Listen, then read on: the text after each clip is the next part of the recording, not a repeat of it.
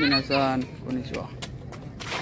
তো এখন একটা পার্কে বসে আছি, এই হচ্ছে পার্ক, খুব সুন্দর একটা পার্ক। যাই হোক, এই যে পার্ক। এবার কথাটা পার্ক নিয়ে নয়, কথাটা হচ্ছে অনেকদিন আমি ভিডিও আপলোড করি না, মানে একটু সময় কম পাচ্ছি, যেহেতু জাপানে সবাই ব্যস্ত। তো ভাবলাম আজকে বিকেলে একটু বেরোই আর একটা ভিডিও আপলোড করি। যে অনেকেই আমাকে জব ভিসা রিলেটেড অনেক প্রশ্ন করে, কারণ সবাই জাপান আসতে চায়। কথা হচ্ছে আপনি কি জাপান আসতে পারবেন? অনেকে আমাকে এই প্রশ্নটা করে, ভাই আমি কি জাপান যেতে পারবো? আমার কথা হচ্ছে কেন পারবেন না? মানে মানুষ পারে না এমন কিছু আছে? মানুষ সব কিছু পারে। আর কথা হচ্ছে আপনি জাপান আসতে কেন পারবেন না? যদি জাপান সরকার আপনাকে ভিসা না দেয় তাহলে আপনি জাপান আসতে পারবেন না। আর আপনার যদি ডকুমেন্টসে ভুল থাকে তাহলে আপনি জাপান আসতে পারবেন না। তো প্রথম কথা হচ্ছে আপনার ডকুমেন্টস সব ঠিক রাখুন। মোটামুটি জাপান আসতে কী লাগে? গ্র্যাজুয়েশন পাস করা লাগে, আর আপনার যদি যে ডকুমেন্টস আছে সেগুলো সব মানে লিগাল, মানে ইললিগাল না, চুরি চামারি করে বানানো বা পয়সা দিয়ে বানানো এরকম না। এবং সব আপনার যত মানে কলেজ অথবা স্কুল 10th 12 যে আপনি পাস করেছেন সেগুলো সার্টিফিকেট অরিজিনাল। আপনার যে ডকুমেন্টস আছে সেখানে আপনার নাম, বাবার নাম সব কিছুতে যেন সেম থাকে। মানে কোথাও এক নাম, বাবার এক নাম, আরেক ডকুমেন্টসে বাবার আরেক নাম, মায়ের এক নাম, বাবার আরেক নাম। মানে আমি মেনলি মুসলিম যারা তাদের জন্য বলছি, কারণ অনেকের মায়ের নামে বিবি থাকে, বাবার নামে মোহাম্মদ থাকে, এক ডকুমেন্টসে এক থাকে, আরেক ডকুমেন্টসে আরেক রকম থাকে। তো এটাই বলছি যে সব ডকুমেন্টসের জন্য নাম এবং সব কিছু ঠিকঠাক থাকে, আপনার ডকুমেন্টস সব লিগাল থাকে। মানে আপনার গ্র্যাজুয়েশন আর যা টাকা লাগবে আপনাকে, হয়তো বাংলাদেশ থেকে আসতে গেলে 10, 12, 15 লাখ, আমি সঠিক জানি না, আমাদের ইন্ডিয়া থেকে আসতে গেলে 9-10 লাখ এরকম লেগে থাকে। সেই টাকাটা আপনাকে পে করতে হবে, তাহলে আপনি জাপান আসতে পারবেন। এবং জাপান আসার পর আপনার কোম্পানি আপনাকে যে কাজের জন্য নিয়ে আসবে সেই কাজে ঢুকিয়ে দিল। একটা কথা আমি বলবো, টিআইটিপিতে আসবেন না, কারণ এসে যে আপনাকে মানে খাটাবে সেই খাটাটা আপনি কিন্তু মানে সহ্য করতে পারবেন না। আর আমি যদি একটা কথা বলি, যে আমি যেরকম ফ্যামিলির ছেলে, মানে আমার এখন প্রায় 25 বছর বয়স, আমি আমার বাড়িতে মানে কাজ বলতে কিছুই করতাম না, মানে জিরো একদম। সেখান থেকে এসে আমি এখানে কাজ করছি, আমার কোম্পানি আমাকে নিয়ে এসছে, ভালো কাজ দিয়েছে।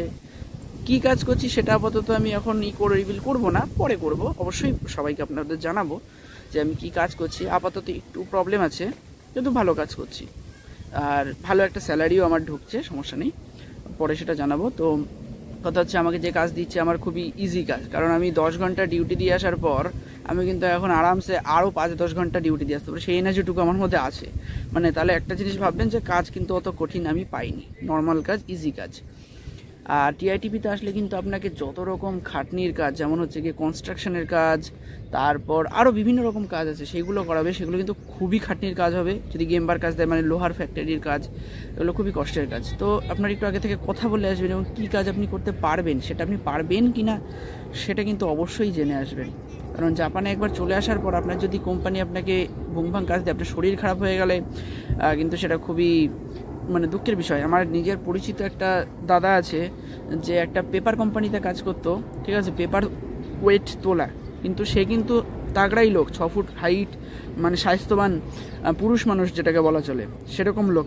কিন্তু সেও পিঠে তার ফ্র্যাকচার হয়ে গেছে, সেই জন্য সে এখন দেশে চলে গেছে, এবং তার আস্তে আস্তে প্রায় 7-8 মাস দেশে সে রেস্টে আছে, ঠিক আছে।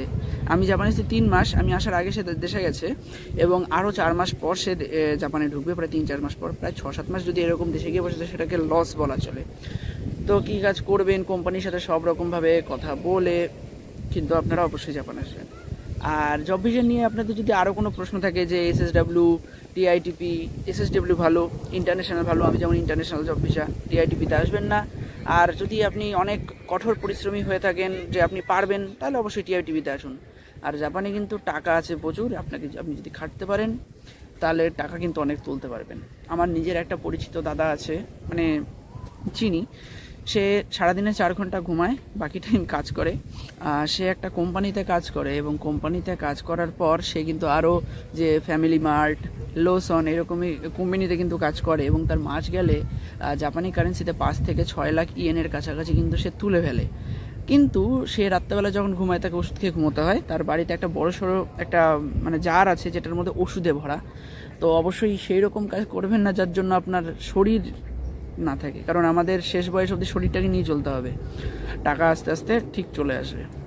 তো জব ভিসা রিলেটেড আপনার যদি আরও কোনো প্রশ্ন থাকে আপনি করতে পারেন। যেমন আমি তো বলেই দিলাম, গ্র্যাজুয়েশন পাস করা লাগবে, সব পেপারে যেন নাম ঠিক থাকে, নাম, ঠিকানা, বাবার নাম, মায়ের নাম, সব ডকুমেন্টস যেন সেম থাকে।